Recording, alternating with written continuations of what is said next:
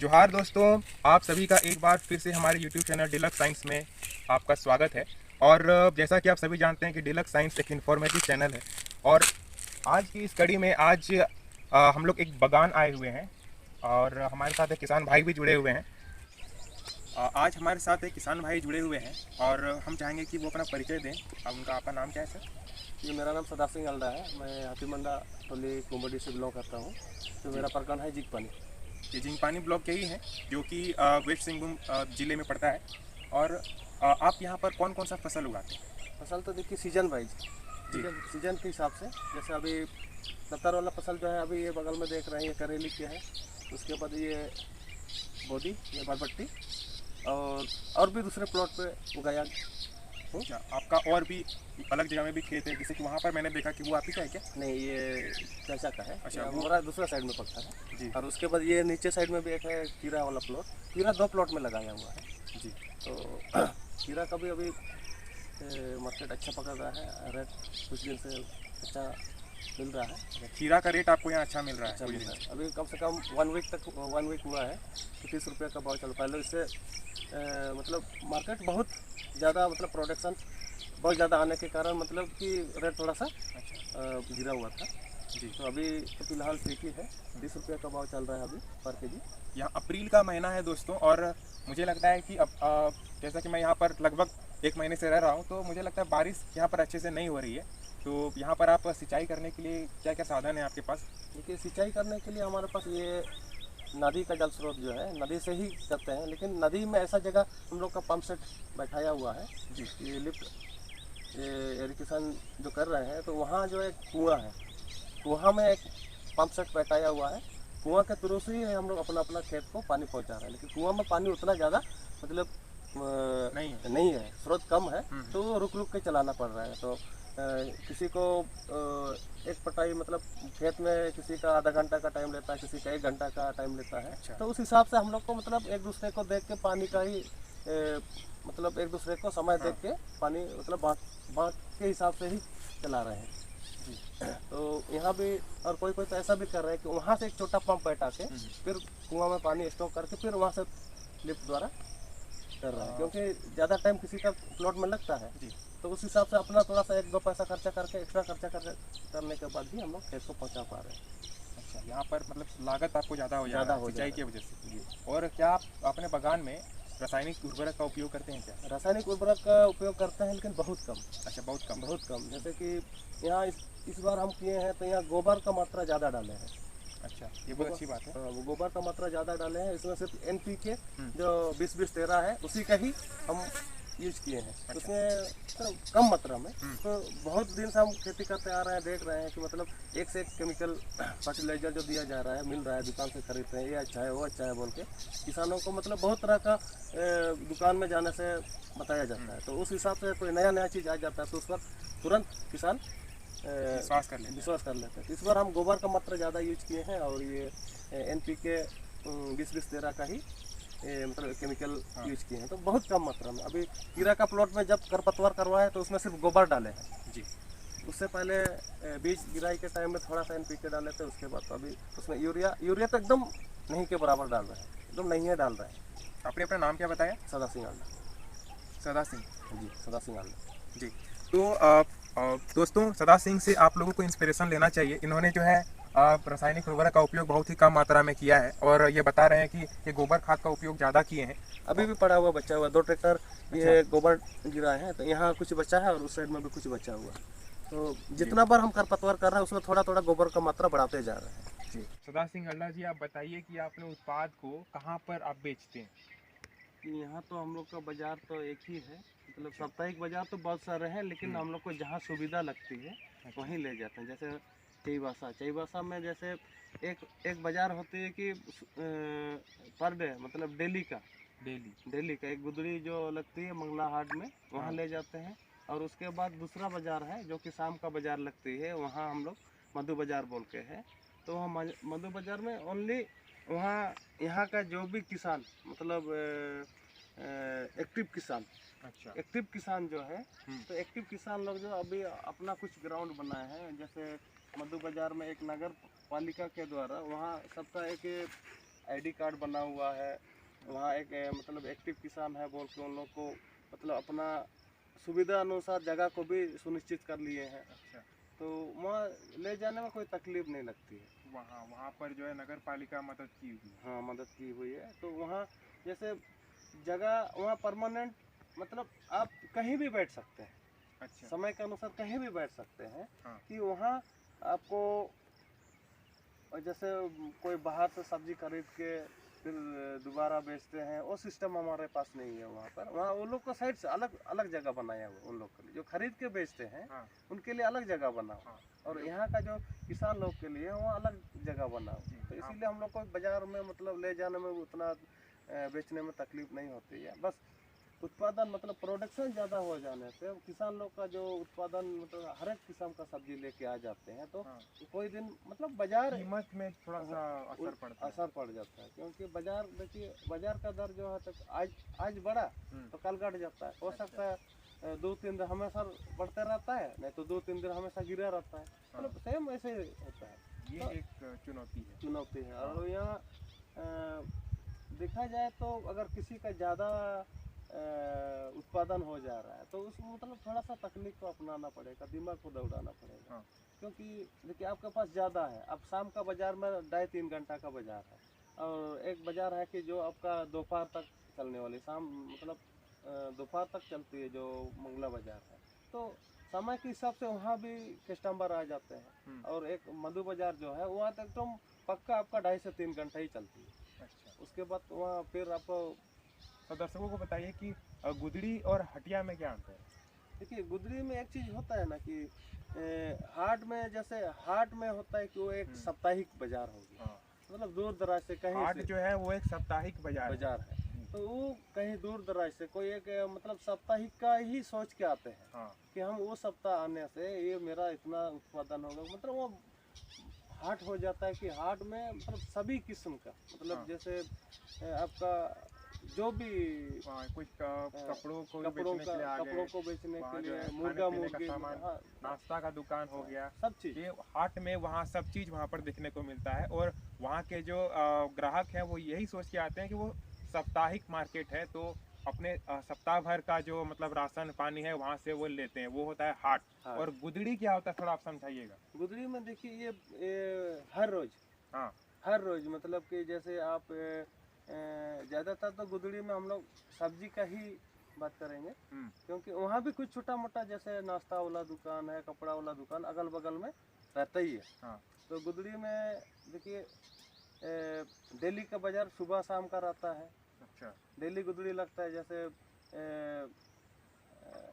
क्या बोलेंगे कि आपका ये तुरंत मतलब हाँ, आज का जो सब्जी है जैसे सुबह का सब्जी है, सुबह तोड़ के कोई ले जाता है, अच्छा, अच्छा, या तो किसी का बाहर से खरीद के लेके आते हैं, तो वहाँ वो मतलब हर हर दिन तो दिन जो है गुदड़ी लगता है। गुदड़ी लगता है। और इसका फायदा ग्राहकों को इस तरह से पहुंच सकता है कि यहाँ पर ताज़ा सब्जी मिलता है गुदड़ी में, कि वो सुबह का तोड़ा हुआ जो सब्जी है वो आपको सुबह ही मिल जाता है, या फिर शाम का तोड़ा हुआ सब्जी शाम को मिल जाता है। तो गुदड़ी का ये एक बेनिफिट भी हाँ, है। तो इसमें देखिए कोई कोई जगह गुदड़ी जो होता है गुदड़ी में एक ये होता है आपका शाम का गुदड़ी होता है, एक सुबह का गुदड़ी होता है। तो उस हिसाब से बाजार जिसके पास जैसा नज़दीकी है मतलब तोड़ने का या तो वो सब्जी तो निकालने का कुछ भी रहता है, तो कोई शाम का टाइम में ही तोड़ लेता है, या तो कोई समय के अनुसार सुबह का टाइम में भी तोड़ के रखते हैं। लेकिन सब्जी जो है गुदड़ी में आपको ताज़ा ही मिलता है। बिल्कुल, गुदड़ी में जो सब्जियां हैं वो ताज़ा मिलती है। और एक बात आपसे पूछना था कि आप लग रहा है कि आप जो है बाकी लोगों से अच्छा मतलब वो काम कर रहे हैं बागवानी का, तो आपने कहीं से प्रशिक्षण लिया हुआ है क्या? नहीं देखिए हम्म, प्रशिक्षण तो नहीं है। घर में माँ पिताजी लोग पहले से दादा लोग जो है पहले से ही घर में खेती जी, करते थे। जी, तो मतलब उन लोग का अपना एक पहले का समय था कि वो अपना हिसाब से करते थे। अभी जो है कि थोड़ा सा तकनीक को अपनाना पड़ रहा है, मतलब कम एरिया में ज़्यादा उत्पादन कैसे किया जाए। जी, तो उस हिसाब से हम लोग अपना थोड़ा सा कभी कभार कहीं से प्रशिक्षण के लिए भी बुलाया जाता है, तो वहाँ भी शामिल हो जाते हैं, या तो कहीं दूसरा तरफ भी जाते हैं, जैसे पश्चिमी सिंहभूम से हो सकता है हम पूर्वी सिंहभूम जाते हैं, या तो आपका रांची चले जाते हैं, कहीं भी किसी काम से भी थोड़ा सा हम खेती से जुड़े हैं तो उस पर थोड़ा सा हम अमल करते हैं कि सोचते हैं ये अगर ये चीज़ करता है तो हमारे क्षेत्र में भी ये चीज़ हम कर सकते हैं, तो उस चीज़ का हम थोड़ा नकल भी करके आते हैं। तो इसलिए हम लोग थोड़ा सा अपना दिमाग से भी थोड़ा सा खेती कर लेते हैं। हाँ, और अभी जो है यूट्यूब पर भी बताया जाता है कि किसी तकनीक के बारे में, तो वहाँ से भी आप चीज़ों को सीख सकते हैं। और साथ ही कुछ ऐप्स भी अभी है, मोबाइल हाँ, ऐप्स, जो कि जैसे कि पौधों का अगर जैसे कि बीमारी अगर हुआ है तो वहाँ आप फोटो क्लिक करके वो आप देख सकते हैं। एक ऐप है जिसका नाम है इफ़को किसान, तो वहाँ से भी आप उसका मतलब उपयोग कर सकते हैं उस ऐप का, कि आप जैसे कि कौन सी बीमारी है, इसका निवारण कैसे होगा। और अगर आपको वहाँ पर एक्सपर्ट की सलाह चाहिए तो वहाँ भी आपको एक्सपर्ट से आप डायरेक्टली बात कर सकते हैं। 1 घंटे तक शायद वो रिप्लाई करने का आश्वासन देते हैं कि और 1 घंटे में रिप्लाई इस करते बार हैं। का जो खेती किए हैं तो इस बार का खेती में जैसे दूसरे जगह से मतलब ये तो मेरा नया प्लॉट है, नया जगह है, तो इसमें इस बार कोई भी इंसेक्टिसाइड पेस्टिसाइड कुछ भी नहीं डाला हुआ है, इस बार के लिए कुछ भी नहीं है। हाँ, ये सदा सिंह अल्लाह जी कह रहे हैं कि यहाँ पर कीटनाशक की दवाइयाँ, जो रासायनिक दवाइयाँ हैं, वो बिल्कुल भी नहीं डाला गया है। ठीक है, तो आपको यहाँ पर जो कीट से सुरक्षा आप किस प्रकार से करते हैं, क्योंकि फिर भी तो कीड़ा तो लगता होगा, तो क्या आप जैविक कीटनाशक का उपयोग करते हैं, जो आप खुद से बनाते हैं क्या कोई नहीं कीटनाशक? नहीं, तो इस बार जो हम ट्राई करके देख रहे हैं और कोई अगर दिखे हम्म, किसी भी मतलब फल या फूल में या पौधा में दिखे तो उसके लिए हम कुछ उपाय करेंगे। तो इस बार जो हम किए तो इसमें मतलब कोई भी रोग भी नहीं लग रहा है, दिख नहीं रहा है, तो इस हिसाब से कुछ भी नहीं डाले हैं।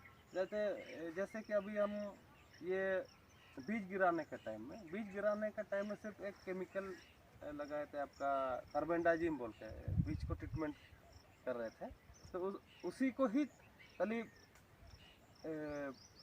जर्मिनेट के टाइम में ही उसका उसी से ही थोड़ा सा मतलब बीज उपचार करना। बीज उपचार किए थे। अच्छा। उसके बाद तो कुछ नहीं है अभी तक जो दिख रहा है।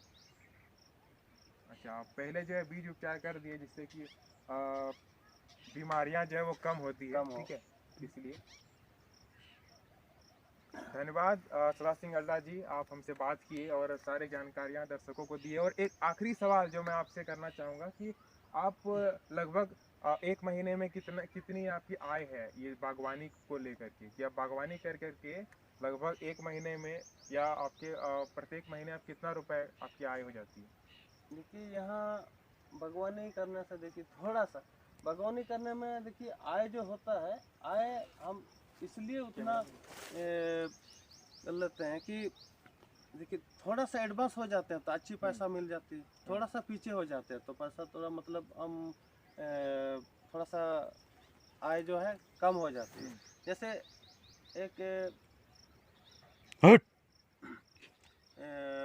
करेली का, अभी करेली का ही बात करेंगे, करेली की बात करेंगे, कम से कम ये 7-8 तोड़ाई है ना। 7-8 तोड़ाई आपका 16 मार्च से स्टार्टिंग है। अच्छा, तो 16 मार्च से स्टार्टिंग है तो अभी 1 मंथ होने जा रहा है, मतलब ये अभी 4-5 दिन बाकी है।